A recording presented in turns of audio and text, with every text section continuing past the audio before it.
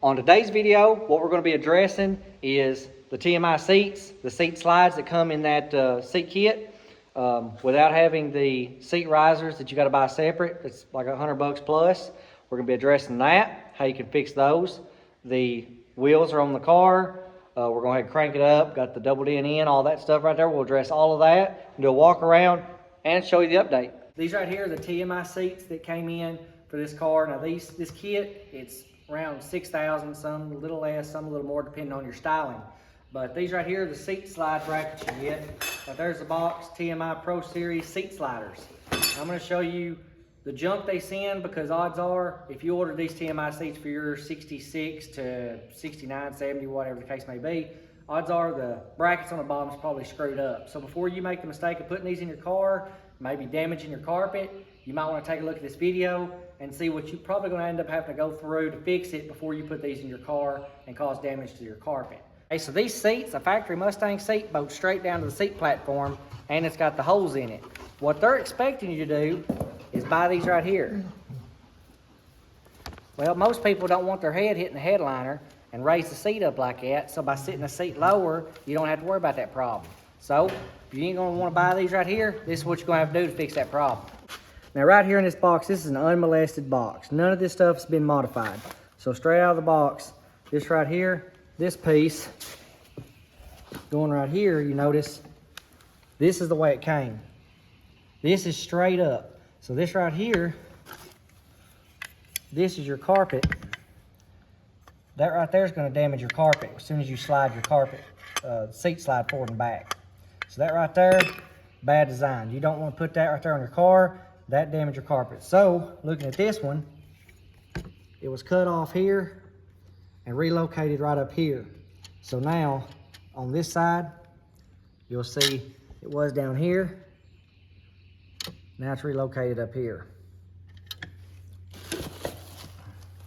Now looking at this seat slide, you notice just like that, in order to loosen up your seat to release your bracket, this will have to be pushed all the way up for it to release. So this piece here would have to be pushed all the way up like that just for your seat to be able to slide. That's a lot of trouble to go through.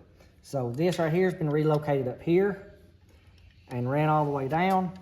And it's welded right over here. So now, no issue with the carpet, just like it was. So both sides are fixed. As an example of exactly why this right here is wrong, I can turn this right here like that, and it will release that. But once that's released, this right here is not even hardly moving. So yeah, it'll release on this side, but this isn't going to release the other side. You have to literally push it all the way down like that just for that to release. And then that's going to be digging in your carpet. So it's just a bunch of mistakes all the way around with this seat slide from TMI. But then again, what could be wrong with these products? You take China. China. I love them. China. Okay, now that we've addressed this right here's got to be fixed for the other seat. This seat right here is going to have to go ahead and go in. The carpet's in, the console's in, the radio's in, all that's working, the amplifier for the subwoofers. So now, got to duplicate this right here to look just like that one. Get the seats in, and we'll show you them slide. Now that this seat slide's been fixed, you can see just by raising it up just slowly, just that much. That's all it takes to slide the seat back. Or if this wasn't repaired, like I showed in the video, this would have to come all the way up just for it to work. And then this would have been hitting the bottom of your leg if you're sitting in the seat. All right, now looking at the car, the seats are installed, passenger side, driver's side. The seat slides have been modified to fit the car. And of course, they sit real nice and low to the carpet, so you don't have no gap. Where if you bought that bracket, you'd had a gap right there and you'd be able to see underneath the seat. With it just modified and bolted directly down to the seat pins, you don't have to worry about that problem. Plus, with these high back buckets, if you was to have that platform, the high back buckets would sit a lot higher to the headliner and they just wouldn't look right. But this door panel over here is not on. It does have the power window kit that you can buy. There's the matching door panels. That one right there is on that side. And the kick panels that we showed in the video previously.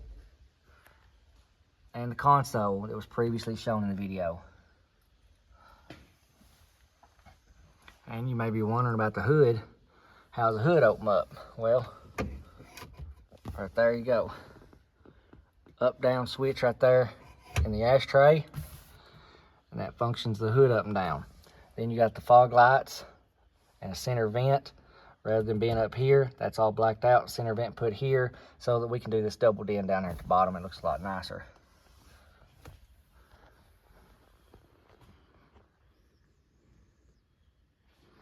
The Shelby pedals are also on, and that other kick panel.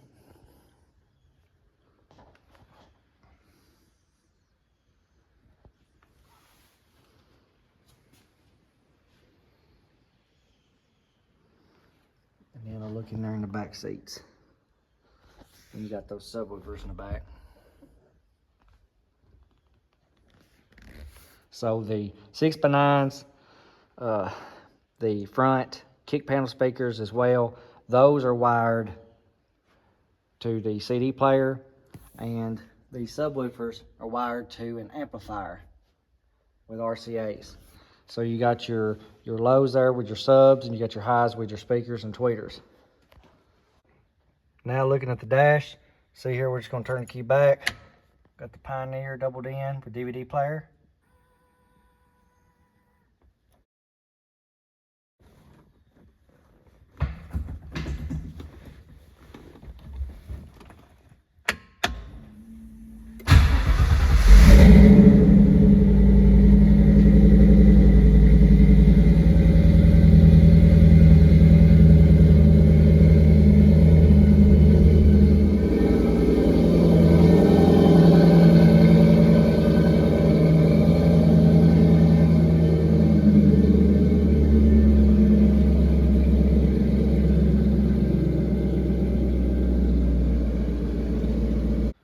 Wheels.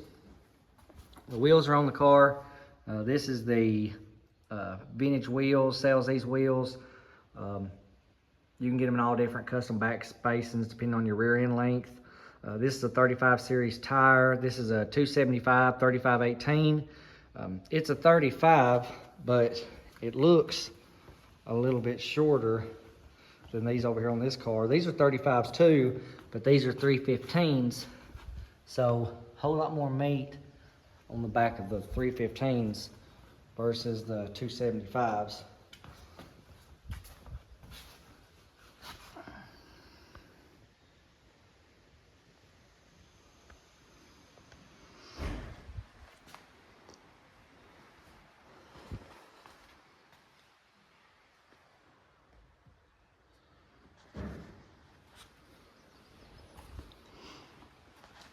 And the front, and something else you can notice is right here, these inner fenders.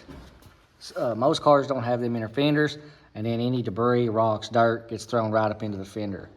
Of course, rocks can make dents in the fender. This right here is going to protect all that. So this one's got inner fenders in it. The wheels ain't on the front yet because the spring rate on these springs, this was for a small block Ford. Small block Ford weighs, I think it was 145 pounds less than the Coyote engine. So the Coyote engine does weigh more, plus the weight of this hood being strengthened and steel plated, and there's a lot of weight in the hood. So there's a whole bunch of weight in the front end of this car. So the spring rate on these springs was not enough for that Coyote engine. So still waiting on the other springs to come in before the front can be adjusted and these wheels right here put on the car. But same wheel. These are just 17s. So like these are 18. This car is going to have the 17s in the front and the 18s in the rear. And if you look at the car on the older segment of the channel,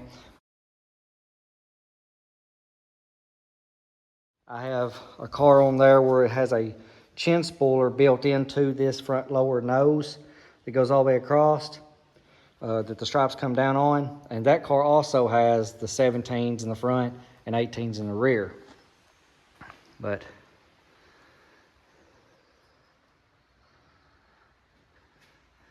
Just a little overview look.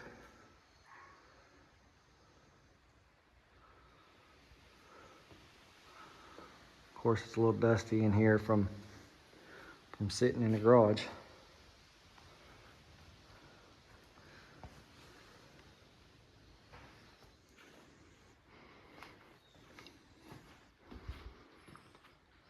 All right, well, that's going to be it for this portion of the video. I want to do a video showing the seat slides, how you do not have to purchase those seat risers, but you should modify that seat bottom where you pull it so that the seat can release the slide forward and back. That's something that you definitely need to do, even if you use the seat riser, so that you don't have to pull that handle up so much to release those seats.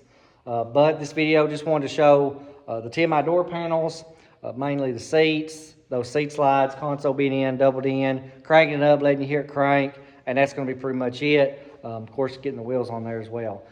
But that's going to be it for this video. Catch me on the next video. I have plenty more videos on the channel, playlist, the full playlist of this car being built, and 7 or 8 more, and bullets and 69 fastbacks, everything. So go check that out. And if you haven't, go ahead and hit that subscribe button, like, and if you have a question about anything you see in the video, leave it in the comment section. Thanks for watching.